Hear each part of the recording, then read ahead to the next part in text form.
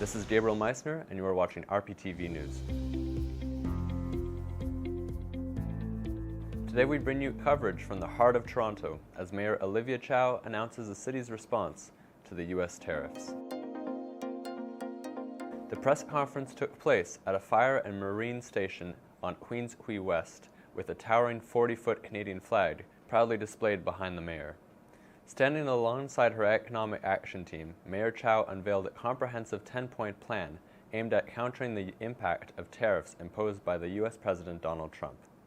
The plan includes several key initiatives, such as deferring property taxes for affected industries, launching a Love Local campaign to encourage residents to support Canadian businesses, and barring U.S.-based companies from bidding on city contracts.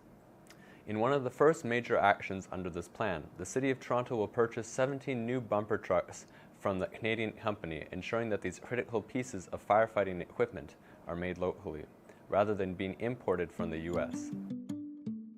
Despite the forceful response, city officials emphasize that breaking Toronto's dependence on the U.S. suppliers will take time, with some industries, like water systems, requiring careful transitions. Toronto City Manager Paul Johnson mentioned that the shift may take months or even years, but that it would be a necessary part of the city's long-term strategy for resilience. This announcement is especially significant for Regent Park and downtown East neighborhoods, where many local businesses are already feeling the strain of economic uncertainty. By bolstering the local economy and reducing reliance on U.S. imports, the city's plan could foster greater economic resilience and growth in communities that are already navigating challenges like gentrification and housing affordability.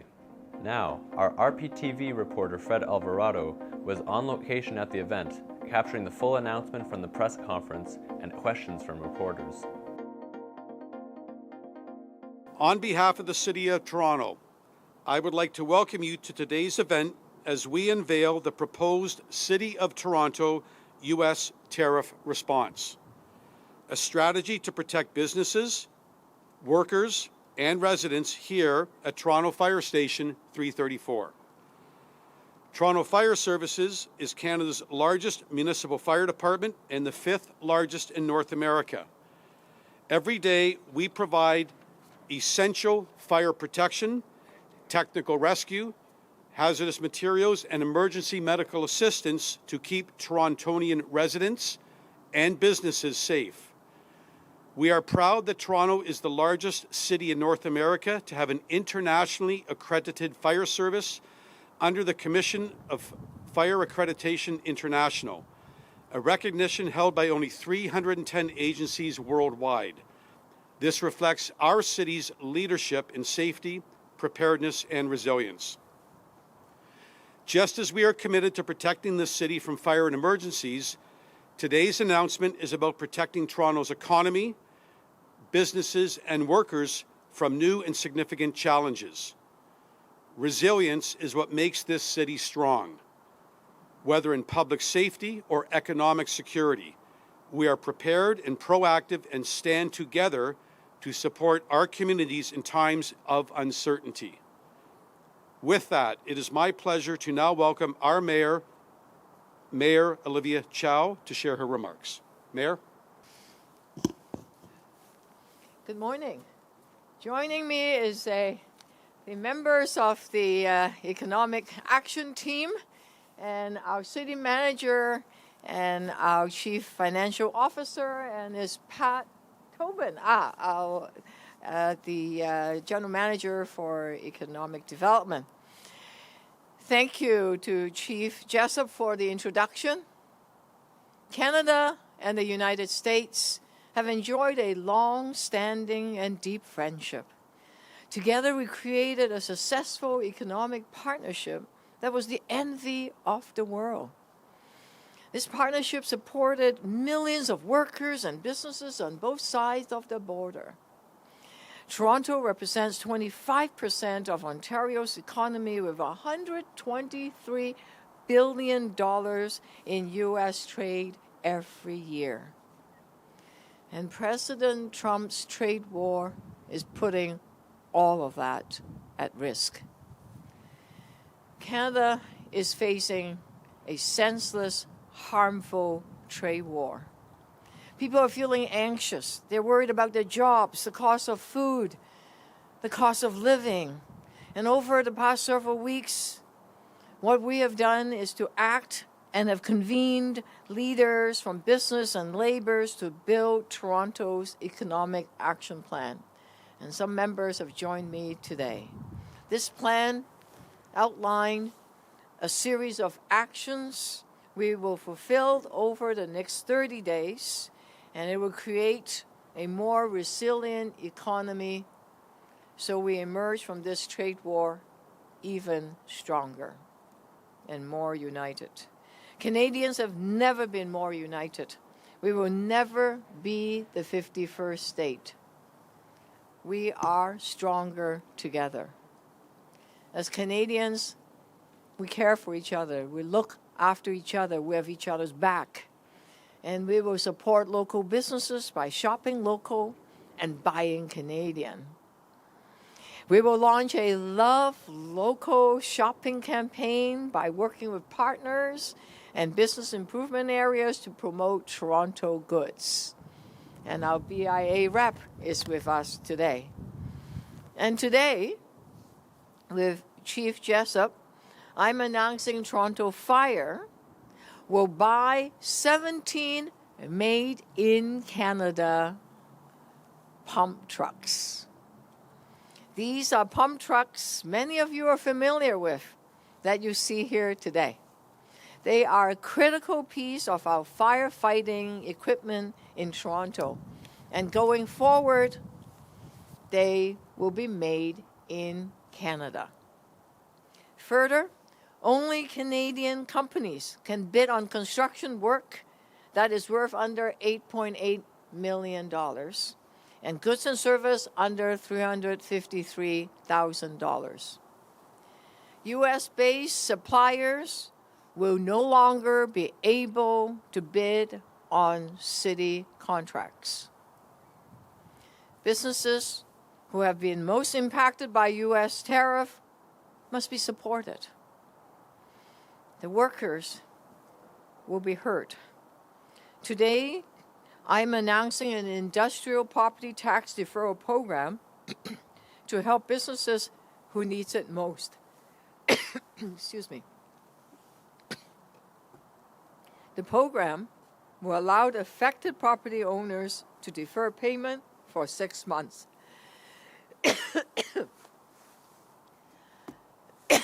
Excuse me. You know, workers get hurt.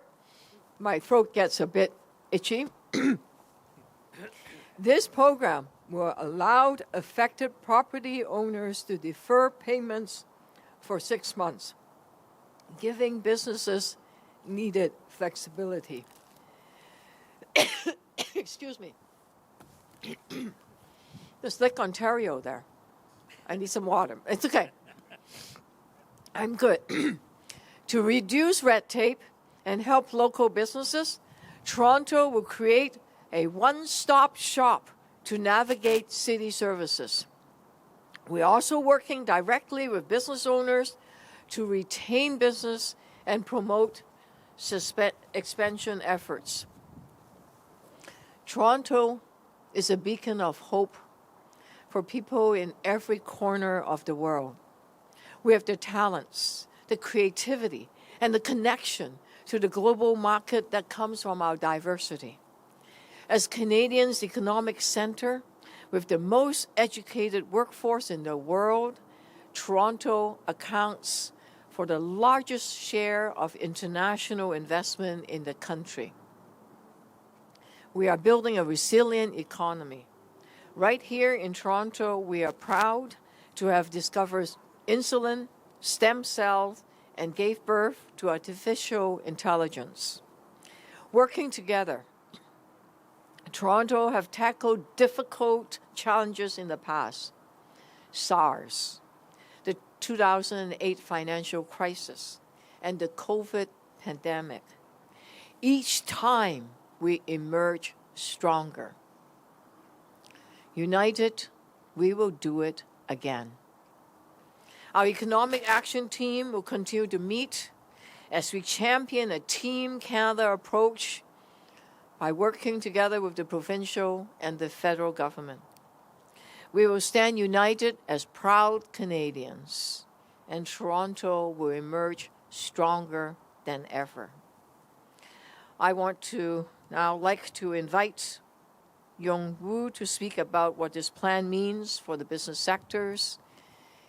He is the chair of the Toronto Board of Trade and former CEO of Mars in Toronto. Yong? Thank you, Mayor. Thank you, Mayor Chow. Good morning, everyone. And thank you for bringing us together, Mayor, for uniting us at this critical time. To my colleagues on the Economic Action Team and to all of you here today, it is time to roll up our sleeves. Toronto's resilience is not just a slogan, it is in our DNA. The Mayor talked about the many crises that we have come out of over the past several decades. And each time we've come out stronger and more resilient. As a serial entrepreneur myself and former CEO of the Mars Discovery District, I've seen firsthand how uncertainty can paralyze, but it can also catalyze. The tariffs from the US administration are not just numbers on a spreadsheet. They are an existential threat that's felt by our manufacturers, our startups, our small businesses, and our families who are worried about putting food on the table. But I just want to be really clear about this. Toronto does not bend knees. We innovate. When Mayor Chow asked me to serve on the Economic Action Team with other civic leaders from our community, I said yes, without any hesitation. Why? Because this is not about politics. It's about survival, and it's about reinvention. We are civic leaders from labor, from business, and from the community who are here to help forge solutions that are as bold as the challenges that we now face. Complacency? That's for bystanders. We're builders. The action plan is squarely focused on being agile, targeted, and urgent. I'd like to highlight a few of the key measures that are being announced today. The Mayor talked about Buy Canadian procurement. By prioritizing local suppliers for contracts and construction, we're injecting resilience into our supply chain. At Mars, I saw how small pivots, like advocating for adoption and procurement of solutions from high-growth local businesses, can safeguard jobs and spark innovation. Through the COVID pandemic, we actually grew the innovation community by over 450%. So we know how to do this, folks. Property tax relief, that 6-month deferral for industrial businesses, it's money back into cash flow, and it's a holiday from fees. That is breathing room in order to adapt. I love the Love Local campaign, and activating BIAs and promoting Toronto-made goods is not just feel-good marketing, folks. It is economic armor. It turns everyday spending into collective strength. And I think what I'd like to also point out is that we're here to play the long game. Yes, we have to respond to the tariff threats, but let's not kid ourselves. Tariff exposure is a symptom of a deeper vulnerability. For decades, we've leaned too heavily on a single trading partner. What's the cure? It's a Team Canada playbook, a playbook that addresses the long game. For instance, tech-driven productivity. From AI adoption to reskilling our workers, we're launching initiatives like the Mayor's Innovation Challenge to turn disruption into advantage. Housing and infrastructure. We all know there's a housing imperative on the go, but modular housing projects are not just about bricks and mortar. They are job engines, and they're productivity multipliers. Let's talk about trade diversification. Canada, by the way, is not the 51st state, but we do have free trade agreements with 51 countries with over 61% of the global GDP. Our diverse populations and diaspora networks are untapped superpowers of this city. That's how we unlock these relationships. My message to Ottawa and to Queens Park, we're all in. we all need to be all in together. Funding school programs funding school food programs stabilizes families and farmers. Accelerating electrification cuts reliance on U.S. energy. Let's smash these interprovincial trade barriers, because a fragmented Canada is a weak Canada. Maybe some thoughts of my perspective as an entrepreneur. In startups, crises are inflection points. I've lived it. The businesses that thrive are not the ones that are waiting for calm, not the ones that are trying to go back to business as usual. They're the ones that rewrite the rules at times of challenge. So I'd like to make this comment. This action plan is not a Band-Aid. It is a blueprint for a Toronto that's self-reliant, that's tech-savvy, and unapologetically global. So that every worker, every entrepreneur, every business owner, and every policy maker who's listening, let's stop being market takers. We must be market makers. I know the road ahead might be tough, but Toronto does not back down. Together, we will build an economy that is not just tariff-proof, but future-proofed. Thank you, everybody.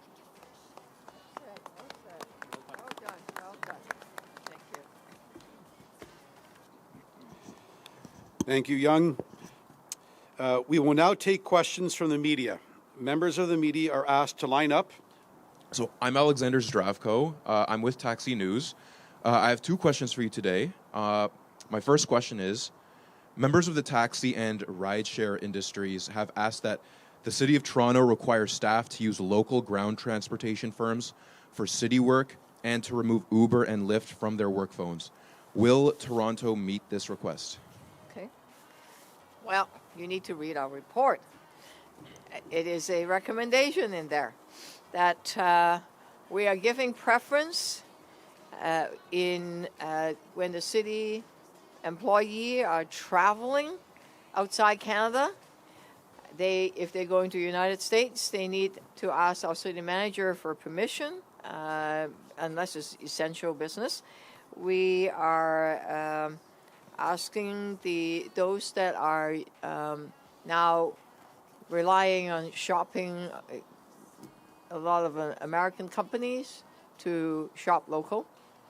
And those that travel within Toronto or using rideshare, we're asking them to give priority to locally based rideshare program like taxis or others that are created right here in Canada. Got it. Thank you so much, Mayor. So as for my second question, the U.S. Environmental Protection Agency is reconsidering its emissions policies for transportation industries. Given that there is still not one single insurance company which will insure an all-electric taxi in Toronto, will you consider revisiting the deadline to make all vehicles for hire all-electric? The question is, will we ask... we are giving incentives for people to migrate into electric cars, except we will stop giving incentives, financial incentives, to buy Tesla. So that we have a decision has been made in there. But then there are other electric cars around. And as to how long it might take, we would like to reduce our greenhouse gas emission, our carbon footprint as quickly as possible. But we can always look at whether the deadline makes sense or not.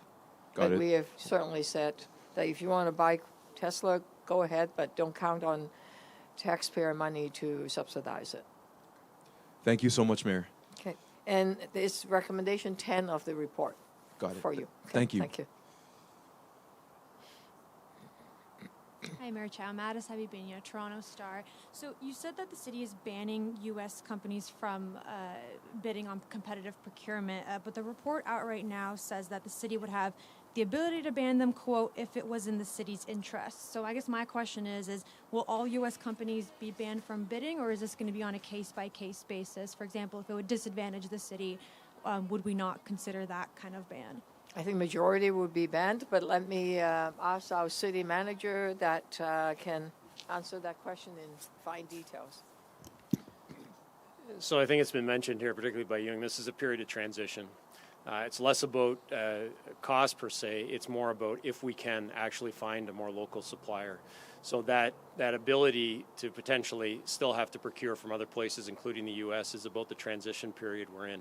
One of the other pieces we're going to be asking is our division heads, those leaders who do have to today procure a lot from the United States. They're actually going to convene leaders from other municipalities and talk about how collectively we may work together as municipalities, drive that purchasing power up, and shift some of that more to Canadian suppliers for sure. So it is about those areas where we have real difficulty finding another source. We're going to just leave that aside for now and work on a transition plan. Everything else, we're going local. Paul, while you're up there, do you mind if I just ask a follow-up to that? Yeah, by the way, we will have a technical briefing to go into the fine details of the plan, including which recommendations are we talking about. And the ones that he was just, the city manager was talking about is recommendation 5, partnering with Toronto region municipalities in the province to reduce reliance on U.S.-based suppliers. So there are details in there. Okay. Thanks, Mayor. Yep, I just had a quick follow-up for City Manager Paul Johnson. Could you give us an example of an area where it will be difficult to completely alienate ourselves from the U.S.? Correct me if I'm wrong. We have a really complicated and integrated water system that I imagine is an area we wouldn't be able to really apply this to.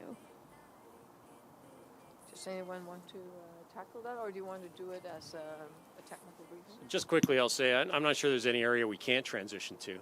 We have some areas right now that would be problematic tomorrow to transition away from. And you talk about water systems as being one of those examples. So I want to be very clear. It's not about saying, well, we can't. It's about when. And the mayor has given me clear instructions. Let's try and move away from a reliance on American suppliers as soon as we can. If that can be immediately in the next series of procurements, absolutely. If it takes us a little bit of time, in certain areas like water, that might be one example where we need a little time to ensure that our other suppliers have the capacity to meet our needs. Great, thank you. In case any other questions on procurement detail, I have a one-pager with a legal definition on what a Canadian supplier means, a Canadian business subsidiary means, and an American-based supplier. It's a long, complicated detail, which I could go into, but probably shouldn't be the one to do it. But we could provide that detail later on in the technical briefing. Okay. It's included in your package that we've sent to you. Okay, under procurement details. Good morning, Roman Qureshi, 680 News Radio. This question either is for you, Mayor, or maybe Paul or Steve. I'm not sure who can answer it. But in terms of the tax deferral plan that's been put forward, are American companies eligible for that break? I doubt it. This is, it's a, why don't I get the CAO, that would be the Chief Financial Officer to give you the details. The whole purpose is to support Canadian industry, Canadian workers that are hurting, which is why the head of the Toronto Labour Council, Andrea Bedington, is with us today, reminding us that we need to retrain, we need to protect our workers and our industry, which is why the industrial class are getting a deferral. But in terms of details, our CFO can give you some information. So who would be eligible are the roughly 2,000 industrial property owners in the City of Toronto that operate in Toronto or employ Torontonians and Canadians alike.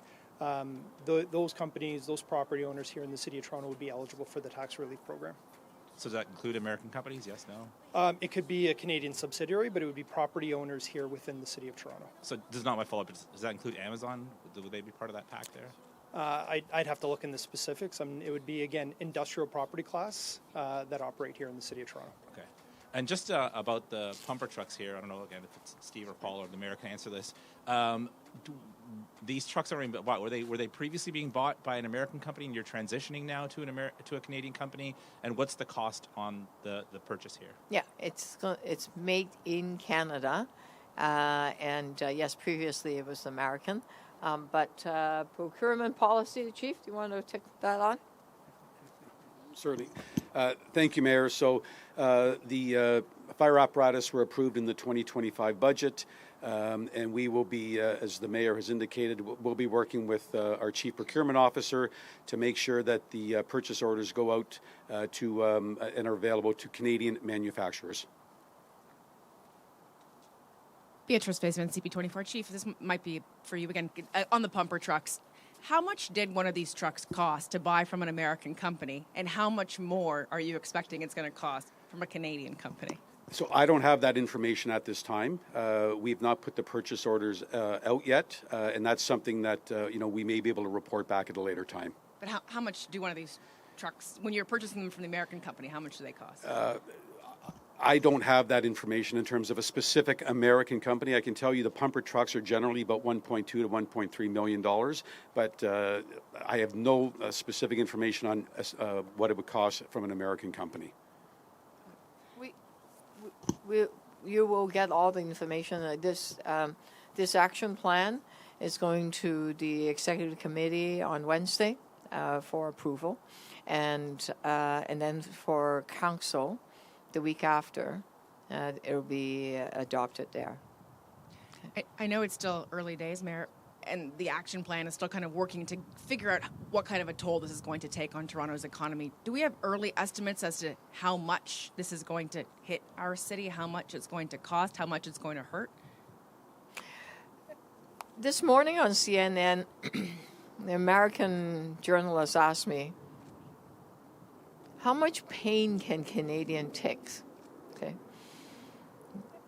My answer was and is, our ancestors chose this beautiful land we call Canada. We believe in public health care. We believe in supporting each other. Myself, I came from a place where my mother had to fight in order to survive, and we believe in our right. And we are very united. We're also very resilient and hardy, because we're a bit colder country than U.S. And we have to depend on each other to survive, especially in the north, cold weather. That's why we're very united, and that's why we're very resilient and strong. So we're ready, and we can tackle whatever comes our way. And everywhere I travel, I'm hearing when I ask the question, will we ever be 51st state? That answer is so loud, so strong. It just is incredibly inspirational and uplifting. So we're ready. We know we are strong and resilient, and we're united. That's why we will win. I didn't ask about resiliency. I asked if we knew what the dollar figure was, how much it would hurt the city. That's a bit early days. Pat Topin, our general manager of economic development, might have an answer. Hi, thank you very much for the question. What we do know is Toronto has a highly diversified, resilient economy. The mayor spoke to that earlier and how we weathered other crises. The Canadian Chamber of Commerce just did an analysis of the 41 biggest cities in Canada with what their risk to the U.S. tariffs are. Toronto placed 27 out of 41. They're lower than the Canadian average. So we think that we'll weather it fairly well. There will be impacts. Manufacturing would be a sector that we're watching that employs about 160,000 Torontonians right now, about 8% of our workforce. But it's a little too early right now to say what those numbers might be. Okay. You do notice that, at least I do, the American stock markets went down by 6%. The Canadian stock market went down, 3.5%? So seems to be doing better. And we have an manufacturing industry expert here to give you a bit more information.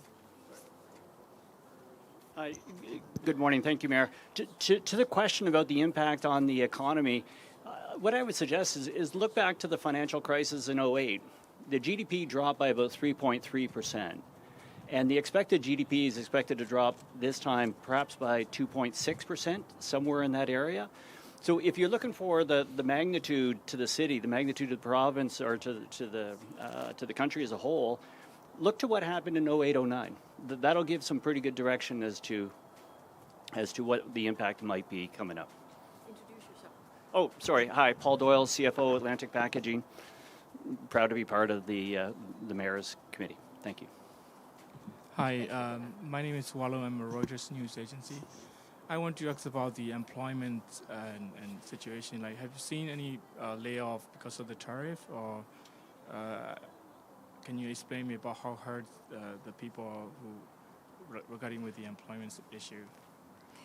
I don't have